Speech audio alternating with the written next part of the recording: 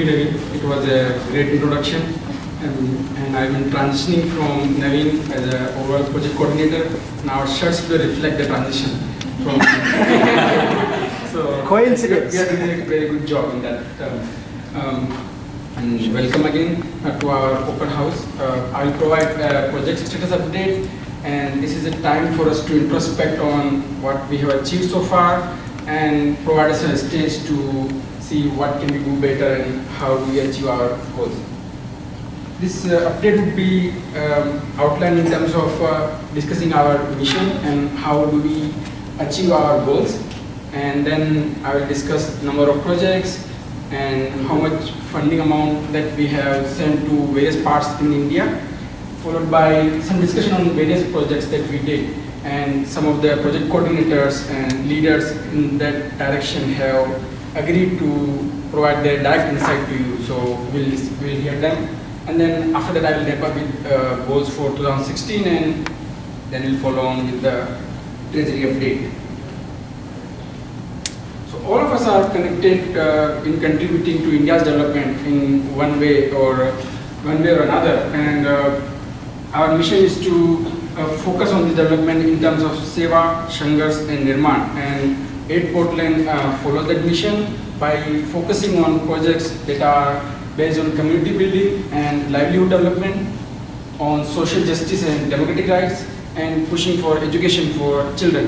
In 2015, we have focused on getting projects funded on these directions. Apart from that, we have also started an initiative on supporting building of social leaders in India by engaging with the Jeevan Sati program run by AID. So before I jump into lots of project details, I wanted to provide some outline on how do we execute these projects. So project coordinators play a very critical role in driving these projects.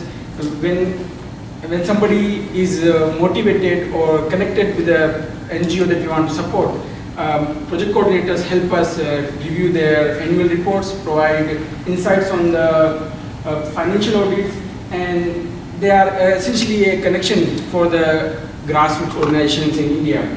So they will coordinate the site visits, lead periodic project reviews, and overall get everybody's buy-off on if we have enough support to fund that project. So with that, I will discuss our overall scorecard over the last 2 years and what is our goals going forward. So as I discussed, we are focusing on social justice, democratic rights, community building, livelihood development, and education for children.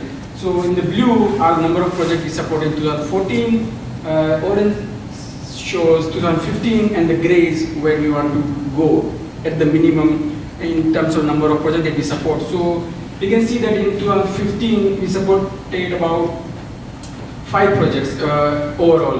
One in social justice, two in community building, and 2 for education for children. And there was some drop off from 2014 because of some volunteer movement, and we had some one-time project status. We are reconnecting with our partners and trying to build up on that momentum to get more projects supported. This shows up the amount of money that we have spent for those last 2 years, and where do we expect ourselves to be in the next year. So in 2015, we spent about $30,000 on various initiatives, and we are really excited to push the boundaries this year to move it beyond $50,000, make it our highest in the last 3 years, highest funded year. So we are connecting with the partners that we built up in 2014. We lost track of them. We are re-engaging with them and try to re-energize those projects. So, and thank you everyone for this money that was sent out for all these development efforts. So I will now discuss where all that money went into various projects. In the community building and livelihood development, we started a partnership with a new organization called Jharkhand Jan Jagriti Sansthan, and we supported their Henmalwani community radio project in Tehri Garhwal, Uttarakhand region. And Professor Priya and Divya were our key leaders in this direction in getting this project supported. So Professor Priya, I would request you to provide some insight on Hillsboro Community Radio and share your views.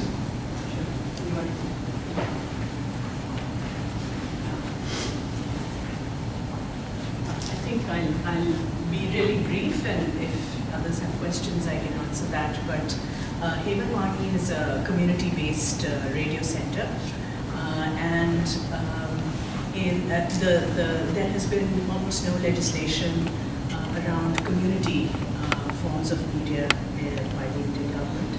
And in 2006, there was some initial legislation based upon which several community radio centers have emerged all over India. I find that this particular radio center in Uttarakhand is unique because it is led by the second generation of the Seed Save movement and the Chipko movement folks. So they have cut their teeth on several social mobilization movements in that region. The Tilly Dam is right by Chamba, which is the main center. It's a semi-urban center that has about 300 villages around it. Also, the ways in which villages are categorized is really haphazard. And so if one is to characterize one locality as a village, then there are about 300. And so one of the main features of this particular radio station is that it is in Garhwali language, which is a local language. The last AIR, highly controlled government-centered radio, has now closed in the region. And that is happening again across India, not just in the Garhwal area. And so there is a need for people to maintain their identity as well as convey aspects and issues that are important within the community. And one of the, I think, reasons that the 8th chapter has funded Evalvani is because they are a critical intermediary when it comes to climate change and disaster. So the region has seen some fairly cataclysmic happenings in the past 4 or 5 years. We are currently, of course, facing fires in the upper Uttarakhand region, and they are already on it. But there have been the 2013 floods in Kedarnath. And so these are folk who not only provide material assistance, but they make sure that some of the best meteorological reports, and they also ensure the accountability of local government officials. They bring them on air and ask them questions, and people can phone in. So those are some of the many benefits of having a community radio center in smaller localities that are hard to reach. So there is almost no highway that connects these 300 villages. And so community radio serves as this virtual community of people. So even though it's a low power transmitter, and so it's 5 miles in aerial radius, which means there are a lot more people, it's a hilly area, so a lot more people are covered. So if people have questions, they can ask me later, but I don't want to take away from some of the other things that are going on today. Thank you. Okay, thank you, Professor. It was really great insight, and now you will see why we chose Professor Priya to talk about it, how we are walked through the other aspect of it, because Hima is not here. Another project that we supported in this direction was on sustainable agriculture. This is a very long-time partner, Chetna Vikas, in Wardha region in Maharashtra, and we supported their efforts on developing better agricultural methods to make farmer lives more, their livelihood more improved. And there is an alternate agriculture resource center that drives all these efforts. and the crisis that is ongoing in Maharashtra, I think this type of efforts are sorely needed for people's life to be improved and not impacted that much. Apart from direct agriculture activity, this organization also supports their environment literacy among farmers, which is also ties up in our overall efforts. So these were our updates on community building and livelihood development. The next section that we focus our efforts, and both the partners that we have worked in 2015 have been a very, very long time were supported by 8 Portland, and now Bharat Jagriti Kendra in Patna, Bihar, and Jagriti Bal Vikas Samiti in Kanpur, UP. And both of these projects impact more than 200 students' lives, which is actually a great support. So we have Sanjay among us who will talk about this project that we are driving for several years and provide some insight on this project. Thanks, Abhishek. So I have been managing this project in Patna, Bihar for almost 3-4 years, but actually now 3-4 years. But this project actually, the NGO itself has been doing this project since.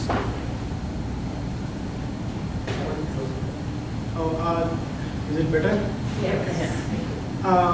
So this the NGO now Bharat Jagriti Kendra has been doing this project since 2003.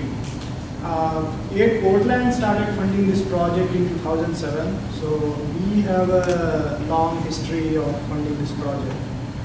And so what happens, in this project is basically this project is about providing provide education to children of slums of Patna. So in Patna there are large slum areas where people are very poor and children are often involved in child labor, and these are also Muslim majority areas. So there is the conservative outlook sort of makes it hard for the girls to go to schools. So the parents they don't send their children to government public schools even if it is free because of a combination of reasons. Either the schools are far, or children are involved in child labor, or just because of the conservative outlook they don't send their girls out of the house after a certain age. So what the NGO has done is it has sort of opened what they call non-formal education centers within the slum areas themselves. So they have opened 8 non-formal education centers in 8 slums of Patna, and they go door to door to all the parents and talk to them, motivate them to send their kids to these schools which are just a couple of blocks away. So parents are more inclined to send their kids to these schools which are just in their neighborhood. And the goal is twofold.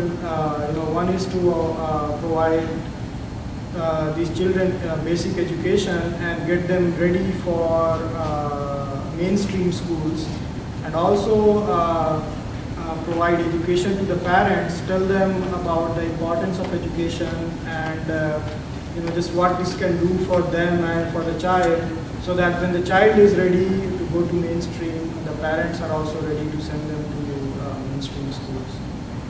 So currently, I think there are about 250 to 75 students studying at these 8 non-formal education centers.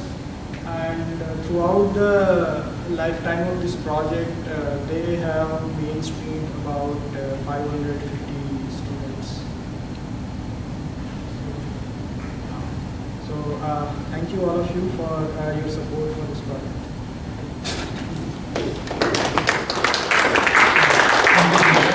For the great update, and I think it's always better to hear from someone who is directly involved in driving these efforts. And I just want to highlight your attention to Lali Praveen here, who might not have seen school education if not for such projects, and ended up topping the Bihar board program. I mean, it's just inspirational.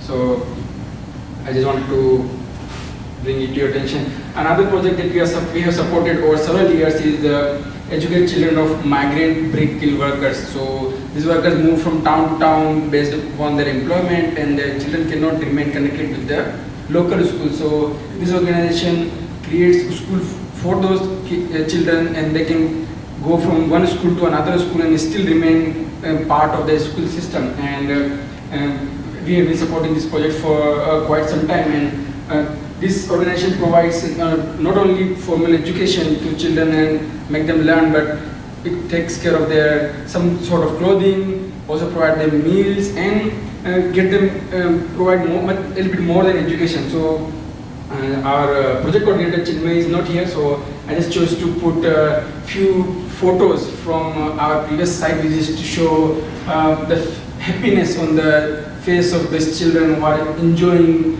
their time with the teachers and engaging in various activities. You can see children are getting their midday meal, or some children are also making small electrical devices or making the house toys. So which is really great for their overall development. I will move on to our next effort on this project fund for social justice and democratic rights. We have supported 2 projects in last year on silicosis victim relief by OSHAJ, which is Occupational Safety and Health Association of Jharkhand, and Naveen has been leading that effort for quite some time now, and I would like to hear Naveen's insights on this project and get more information. Sure. Thank you, Abhishek. Yes, so this was one of the projects that I connected with when I just started working with A. It was just a matter of coincidence that it was a project that was in my hometown. And that brings me to a very important subject for people who might be interested in volunteering for A. A component of supporting projects is what we call site visits. So every project that we support, it has to have at least one site visit by an aid volunteer once every 2 years. That is useful to verify that what the NGOs that we support are actually working on the claims that they make for us when they send us a project proposal. And it also helps us understand how, what difficulties they have, how challenging their work is. It helps us at our end to appreciate that much better. So this, my visit there was a very enlightening experience. The problem that they are working on, it's a very unique problem in India. Occupational safety and health is something that gets very little attention even in the US. In India, there are almost 180 countries that are signatories to the International Labour Organization, and silicosis is one of the diseases that has been recognized all over the world as a very dangerous, debilitating occupational disease that it affects the lungs, and these are submicroscopic particles that are silica-based, dust generated when you crush stone or mine quartz. These are occupations that are very popular, very common in a minerals-rich state like Jharkhand, where they are active. And these submicroscopic particles get lodged in your lungs, and they become nodules. This is an irreversible respiratory disease. The people who are affected by this disease in this area of Jharkhand they start working at like 25, 26 years old. By the age of 30, they start dying of this disease.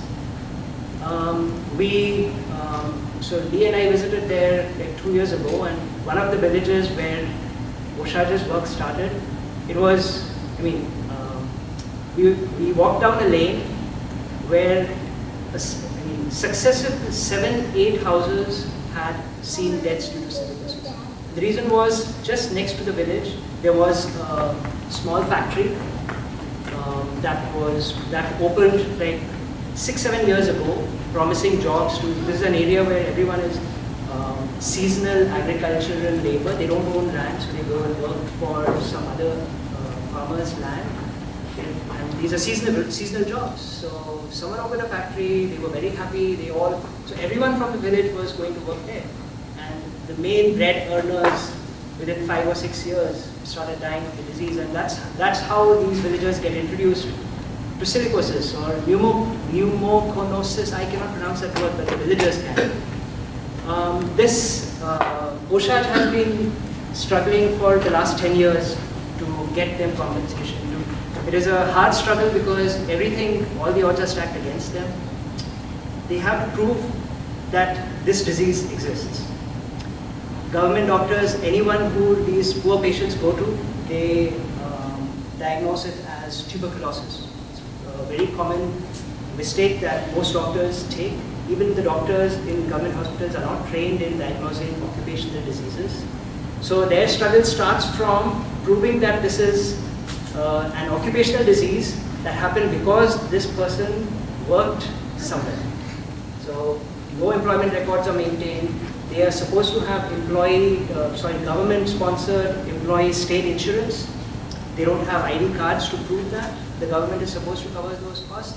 So it's a struggle with the doctors, the medical system, the government system to get them insurance, and sometimes the private industry to get them compensation. So if it's not the government, the private company, then it's the government who should be paying the compensation. So after we got in touch with AID, we are one of 2 chapters that is now supporting them. Support from AID for this project is growing. But we started supporting them 2 years ago, and they have been working on it for the last 10 years. Last year they had some very notable success. They have been sending applications to the National Human Rights Commission to get these victims who have already died, their families' compensation for the past 10 years. And their first big success came last year when 32 of their applications for compensation to victims who had died of silicosis was approved. It was 2 years ago. I visited them in March this year, and they are still, at this stage, the government has said that after a lot of denials that we will give them compensation. And this NGO is now helping the poor villagers with the paperwork of, proving kinship or getting all the papers, the post-mortem papers, and lots of other documents ready, so that they can get the funds that have already been approved for them. So it's a constant struggle against bureaucracy, and they are working with it, doing a great job. Struggle all along. We are doing the little we can to support them. Thank you for all of us to look at. And the first site visit is the one where we really realize how much of our efforts are meant there. So with that, I will provide a quick update on another project that we did with other media in community environment monitoring. They provide a very simple and inexpensive pollution monitoring tools. And I will just wrap up with our plan for 2016, where we want to build new partnership and continue with past engagement, expanding their scope in Rajasthan. We are trying to connect with the organization called Priyas to mainstream the criminally notified community. We are connecting with organization in Chennai for sustainable solid waste management, and we will re-engage with an accountability law project that is being driven by Manthan for pushing right to information acts, and we will focus on renewable of past projects. With that, I will pass on to Avinash for treasury update. Thank you very much.